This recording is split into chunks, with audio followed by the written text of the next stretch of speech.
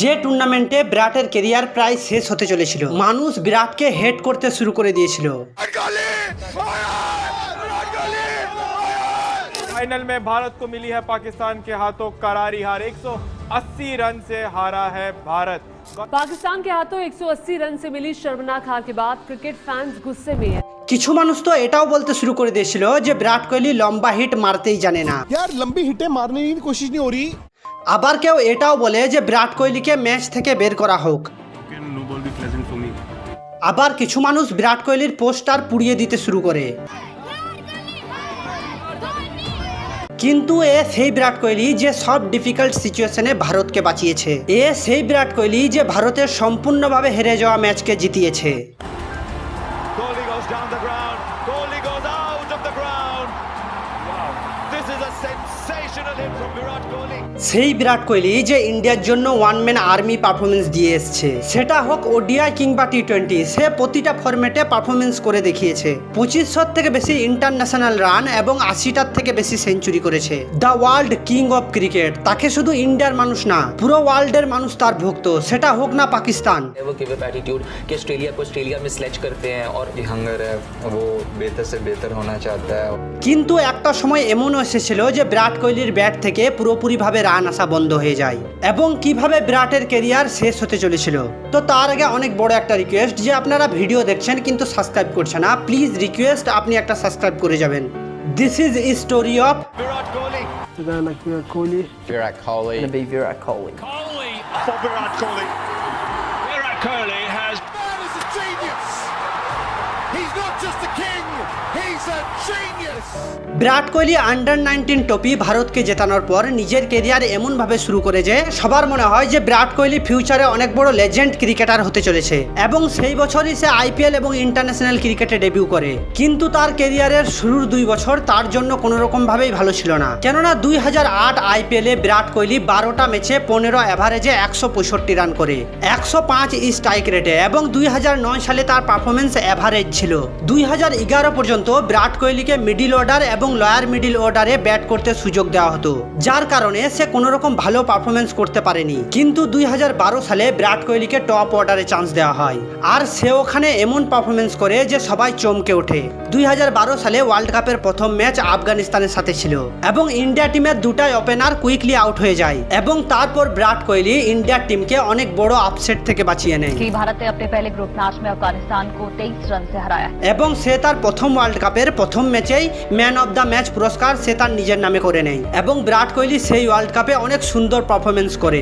কিন্তু বিরাট কোহলিকে বেশি হাইপ দেওয়া হয় 2014 টি20 ওয়ার্ল্ড কাপে। 2014 ওয়ার্ল্ড কাপে বিরাট কোহলি 3 বার ম্যাচ উইনিং পারফরমেন্স দেয়, কিন্তু তখনও তার ম্যাগনিফিকেশন পারফরমেন্স দেওয়া বাকি ছিল। ওয়ার্ল্ড কাপ 2014 সেমিফাইনাল ম্যাচে সাউথ আফ্রিকা টিম ইন্ডিয়াকে 173 রানের টার্গেট দেয়, কিন্তু ইন্ডিয়া ওই ওয়ার্ল্ড কাপ শুধুমাত্র লো স্কোরিং ম্যাচেই খেলেছে, যার কারণে ওই ম্যাচটা জেতা একটু অসম্ভব মনে হচ্ছিল। কিন্তু সাউথ আফ্রিকার ফাইনালে যাওয়ার স্বপ্নে চলেছে কিং কোহলি। ওই ম্যাচে 173 রান টার্গেট চেস করার জন্য সব ব্যাটসম্যানগুলোই তার নিজের কন্ট্রিবিউট করে, কিন্তু বিরাট কোহলি অনেক আলাদা পারফরমেন্স করে, কেননা বিরাট কোহলি ওই ম্যাচে 160 স্ট্রাইক রেটে 72 রান করে আর তার ওই ধামাকা পারফরমেন্সের জন্য ইন্ডিয়া ফাইনালে কোয়ালিফাই করে যায় এবং সেই ফাইনাল ম্যাচে গিয়ে যুবরাজ সিং 11 এবং MS ধোনি 4 রান করে আউট হয়ে যায়, যেখানে বিরাট কোহলি 77 রানের একটা ধামাকা পারফরমেন্স করে আর টিম শ্রীলঙ্কাকে 130 রানের টার্গেট দেয়। সেটা কোনো অ্যাঙ্গেল থেকে ম্যাচ উইনিং স্কোর ছিল না, কিন্তু যদি বিরাট কোহলি পারফরমেন্স না করতো তাহলে টিম ইন্ডিয়া 100 রানও করতে পারতো না।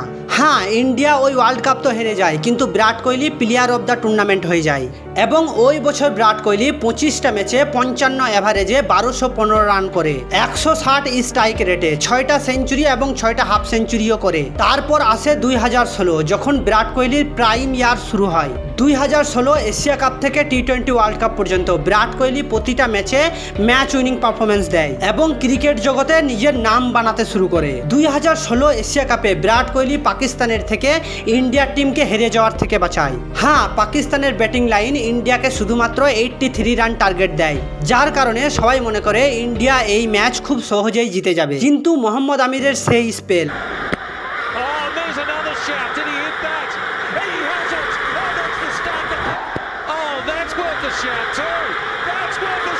মোহাম্মদ আমির ইন্ডিয়ার টপ অর্ডারকে ডাক এবং সুরেশ রায়নাকে 1 রানে আউট করে দেয়। তারপর ওই মোহাম্মদ আমিরের বল কোনো ব্যাটসম্যান বুঝতেই পারছিল না। তারপর সবাই মনে করে যে পাকিস্তান ওই ম্যাচ জিতে নেবে। হ্যাঁ, তারপর এই বিরাট কোহলি ওই ডিফিকাল্ট সিচুয়েশনে 49 রান করে ইন্ডিয়া টিমকে ম্যাচ জেতায়।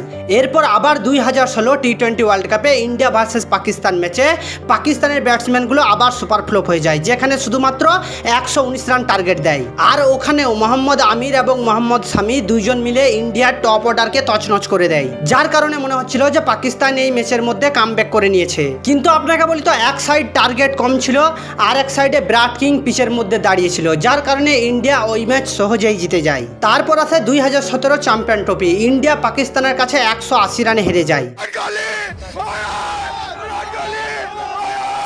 फाइनल में भारत को मिली है पाकिस्तान के हाथों करारी हार। 180 रन से हारा है भारत। पाकिस्तान के हाथों 180 रन से मिली शर्मनाक हार के बाद क्रिकेट फैंस गुस्से में हैं। যার কারণে বিরাট কোহলিকে পুরো ইন্ডিয়ার ভক্তরা হেট করতে শুরু করে দেয়। কিন্তু বিরাট কোহলি তার পরের ম্যাচে ভালো পারফরমেন্স করে হেটার্সদের মুখ বন্ধ করে দেয় এবং 2019 ওডিআই ওয়ার্ল্ড কাপে ইন্ডিয়া টিম সেমিফাইনালে নিউজিল্যান্ডের কাছে হেরে যায়। আর আপনাকে বলি, বিরাট কোহলিকে তো তারপর থেকে কারোর নজর লেগে যায়। হ্যাঁ, বিরাট কোহলি তার পরের 3 বছর পর্যন্ত 23টা টেস্ট ম্যাচ, 31টা ওডিআই এবং 40টা টি20 ম্যাচ খেলে। হ্যাঁ, এই সব ম্যাচগুলো খেলে বিরাট কোহলি একটাও সেঞ্চুরি স্কোর করতে পারেনি। হ্যাঁ, ওই 3 বছরে বিরাট কোহলির ব্যাট থেকে রান আসা পুরোপুরিভাবে বন্ধ হয়ে গিয়েছিল। विराट क्या एक बैड पैच से ही गुजर रहे हैं? যার কারণে বিরাট কোহলিকে পুরো ইন্ডিয়াতেই ক্রিটিসাইজ করতে শুরু করে দিয়েছিল।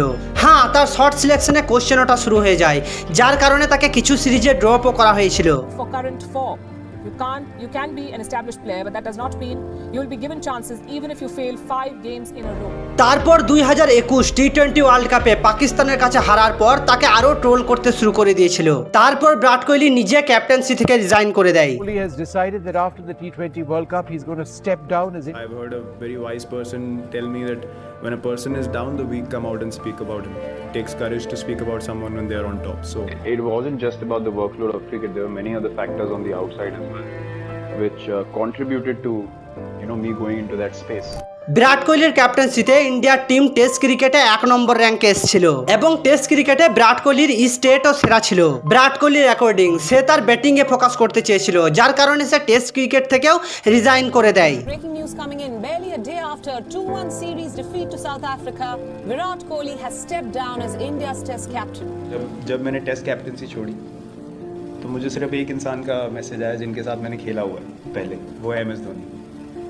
और बहुत लोगों के पास मेरा नंबर है और मतलब टीवी पे बहुत लोग सजेशंस देते हैं, टीवी पे बहुत लोगों के पास बोलने के लिए होता है, बट जिनके पास मेरा नंबर है किसी का और मैसेज नहीं आया।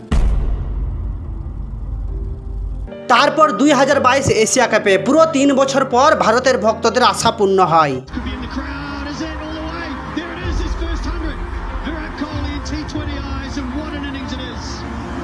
বিরাট কোহলি ওই ম্যাচে কামব্যাক করে এবং সেরা সেঞ্চুরিও করে। তারপর থেকে আবার বিরাট রাজ করতে শুরু করে। তারপর বিরাট কোহলি টি20 ওয়ার্ল্ড কাপে 2022 সালে পাকিস্তানের কাছে হেরে যাওয়া ম্যাচের ইতিহাস বদলে দেয়। Kohli goes down the ground. Kohli goes out of the ground. Wow.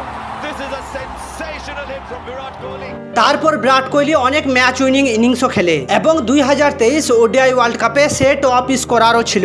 তারপর 2024 টি20 ওয়ার্ল্ড কাপে তার কোনো ম্যাচেই পারফরমেন্স ভালো ছিল না, কিন্তু যখন ফাইনাল ম্যাচে ইন্ডিয়ার টপ অর্ডার ফেল হয়ে যায় তখন বিরাট কোহলি 76 রানের একটা ধামাকা ইনিংস খেলে, যার কারণে টিম ইন্ডিয়া সাউথ আফ্রিকাকে 177 রানের টার্গেট দেয়। তারপর বুমরার সেই অসম্ভব বোলিং এবং সূর্যকুমার যাদবের অসম্ভব ক্যাচের জন্য টিম ইন্ডিয়া ওয়ার্ল্ড কাপ জিতে যায়। আর 2024 টি20 ওয়ার্ল্ড কাপ জেতার পর বিরাট কোহলি টি20 ফরম্যাট থেকে রিটায়ারমেন্ট নিয়ে নেয়। তো চলুন আজ এইটুকুই। তার আগে একটা কথা, যে বিরাট কোহলির মতো মানুষের পাশে মানুষ ছিল না তার খারাপ সময়ে। তাহলে আশা করি আপনি বুঝতে পেরেছেন যে খারাপ সময়ে কেউ কারোর পাশে থাকে না, সে যেই হোক।